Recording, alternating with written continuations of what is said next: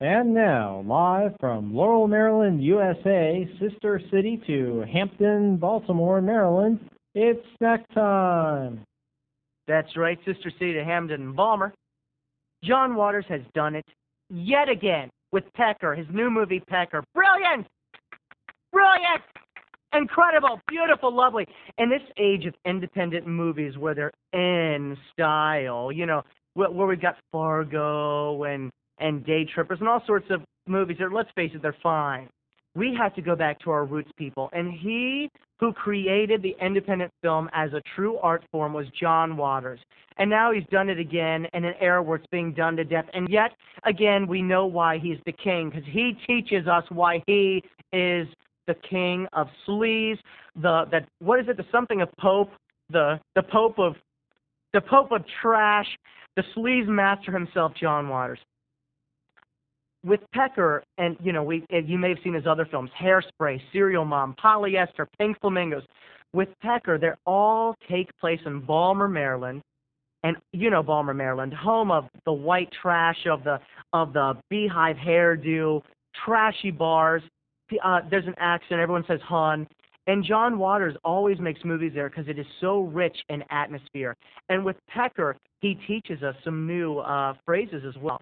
In Pecker, I learned all about a Dutch oven. A Dutch oven is when you fart in bed and then you pull the sheets over your lover's head so they're trapped in the fumes. And I also learned about teabagging, and that is when a man takes his balls and slaps someone on the forehead.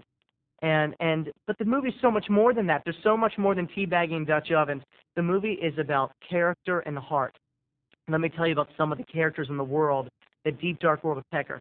Pecker is really centering around a little Catholic family, kind of lower middle class, blue collar, in Hamden, Balmer. And Pecker himself is a young kid played by Edward Furlong, he's really getting into photography, and he takes pictures of his wacky family. Pictures that make him famous in the pretentious New York art underground. Let's talk about his family. First, there was little Chrissy. Little Chrissy couldn't be any more than like 6 or 7 years old, not the most attractive girl in the world. And the interesting thing about little Chrissy is her sugar asphyxiation, her obsession with sugar. In the first scene, she's begging for a jolt, and she says in third person, "Little Chrissy wants a jolt." And no one's giving little Chrissy her sugar, so she starts screaming. She's like, "Well, somebody please give little Chrissy some candy!" And we also have Grandma. Grandma was Carla's favorite character in the movie. Grandma was an endearing woman in the family, very, very Catholic. And Grandma has a figure of the Virgin Mary who's maybe about 3 feet high, and she sits the figure on her arm, and kind of like a puppet, she moves Mary's mouth, and you can see Grandma's mouth moving, and she goes, "Poor Grace! Poor Grace! Hail Mary! Poor Grace!" And she's, "Look, Pecker, look at Mary. She's talking. Pecker, it's a miracle. Poor Grace! Poor Grace!"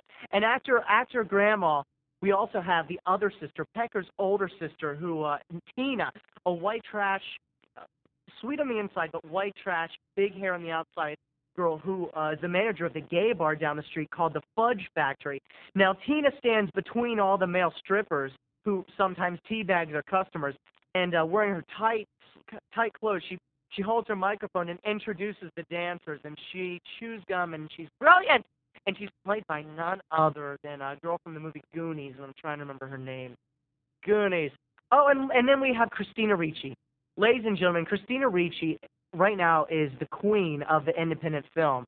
But with Pecker, she shows us why she's so brilliant. She plays the laundromat dominatrix, the diva who runs the laundromat down the street. If you try to misuse her equipment, if you try to put dye on your clothes through the dryer, if you don't respect her obsessive clean world, then she will kick your ass out and banish you.